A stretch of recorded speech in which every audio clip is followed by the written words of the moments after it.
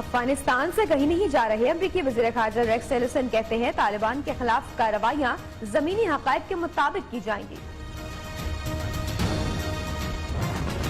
पाकिस्तान से ज्यादा अफगानिस्तान में अमन का ख्वाहिशमंद और कोई नहीं। एजाज चौधरी का कहना है पाक अमरीका ताल्लुकात में उतार चढ़ाव आते रहते हैं। नई अमरीकी पॉलिसी कबूल नहीं, खैबर एजेंसी ने अवाम सड़कों पर आ गए। कबायली हमायदीन की क़यादत में हजारों अफराद ने लंदी कोतल से रैली निकाली।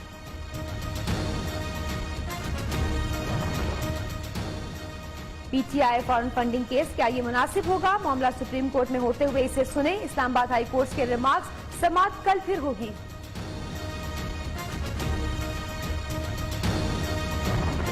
नवाज शरीफ से वकला से खिताब में पनामा फैसले पर तनकीद की। साबिक वज़ीर आज़म के खिलाफ तौहीन अदालत की एक और दरखास्त लाहौर हाई कोर्ट में दायर। और पीसीबी हुक्काम की नाअहली, कौमी T20 कप का इनेकाद मुश्किल में पड़ गया। 4 से 19 नवंबर तक दीगर क्रिकेट लीग्स के बाद खिलाड़ी दस्तयाब नहीं होंगे।